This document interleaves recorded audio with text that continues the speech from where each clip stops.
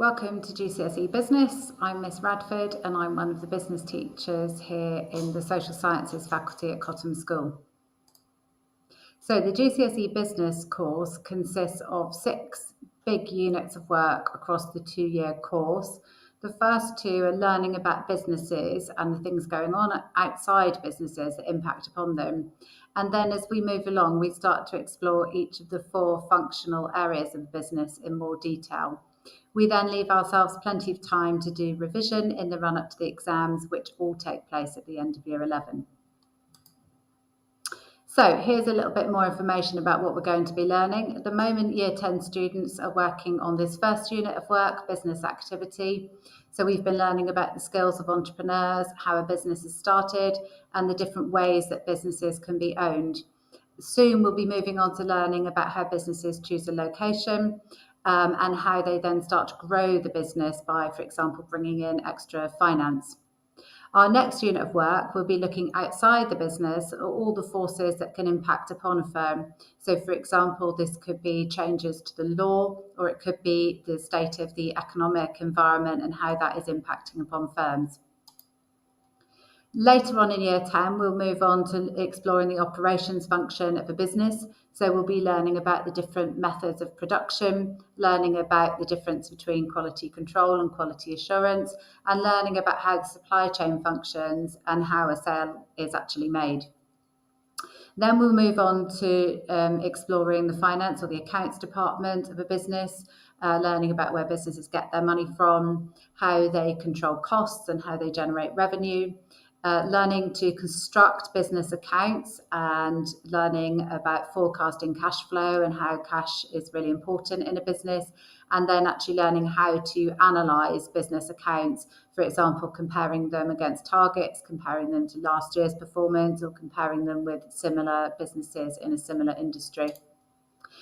And then also in Year 11, we'll examine the marketing function of a business. So, for example, learning how businesses understand their customers, what kinds of market research they conduct and how they do it, and then exploring the 4 Ps of the marketing mix: price, product, place and promotion. And then our last unit of work will be looking at the human resources function of a business. So how businesses recruit workers, how they train them, and then once they've employed them, how they make sure their workers are happy and motivated and being productive. And we'll also look about how workers are arranged within businesses. So, for example, learning about hierarchy and matrix structures and what a line manager and a subordinate is. So you can see the 6 units across the 2 years, and then, as I said, leaving ourselves plenty of time to revise before we get to those final exams at the end of Year 11. So just to give you a flavour for what the GCSE business course is aiming to do, obviously we want students to engage with the business world. We want them to be critical and reflective thinkers. We want them to distinguish fact from opinion, and then obviously learn to apply their knowledge of businesses to a range of different contexts. And obviously we would explore local, national and global businesses.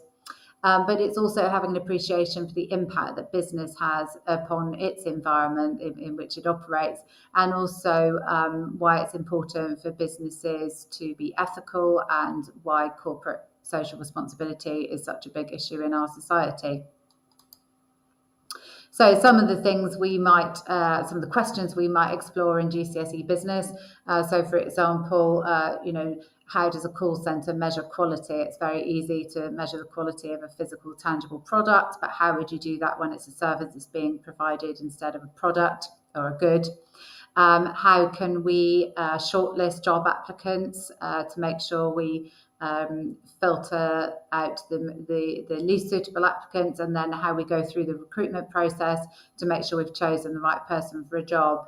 And for example, learning, does being ethical lead to higher profits in business? Do businesses do it for the right reasons, or simply because it's a marketing opportunity for them to generate higher profits? So how is the course assessed? As I said already, it will be assessed right at the end of Year 11, 2 different exam papers. The first component is a 2-hour paper and makes up 62.5% of the qualification. This is a mix of short answer and structured questions based upon short case studies. And then the second paper is 90 minutes, and that makes up the remaining 37.5% of the qualification. And these are slightly longer case studies, and students are required to write a bit more at length, responding to the data that they have been given. Both of these exam papers will assess all the content of the syllabus. And then you can see on the right here the different assessment objectives. So these are the things that the students are being assessed on and the skills that they have to demonstrate in order to earn marks. So the first one, AO1, is fairly straightforward, having that knowledge and understanding of business. But then slightly trickier is being able to apply that to a range of different case studies and contexts.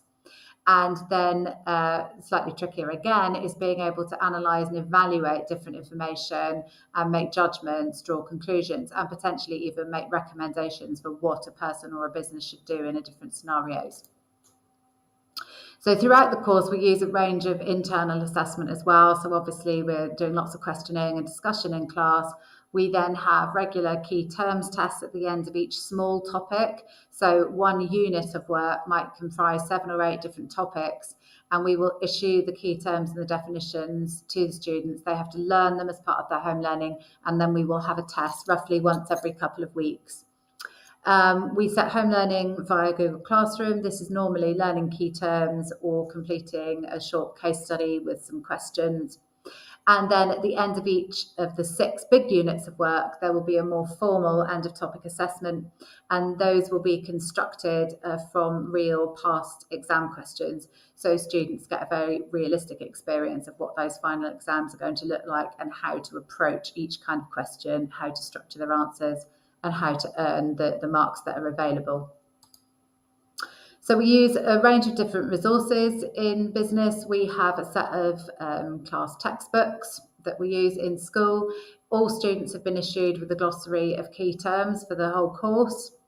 And they're also issued with a command word glossary. So these are the instructions that appear in questions such as state, explain, describe, analyse, evaluate, so that they understand what those words mean and they can refer to these whenever they need to try to decide how to respond to a question.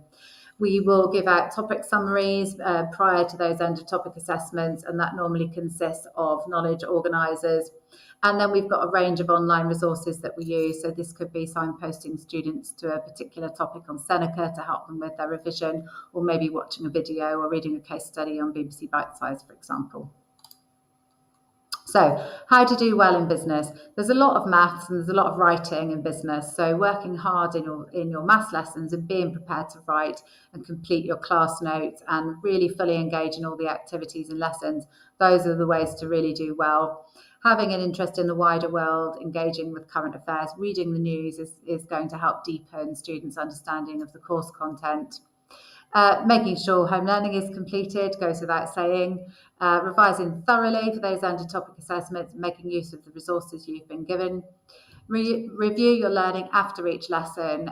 Use the resources that are given to you on Google Classroom to make sure you've really embedded that knowledge, and then revisiting it at regular intervals. And of course, use your teacher and your classmates as a resource, because we're all there to try and do well together.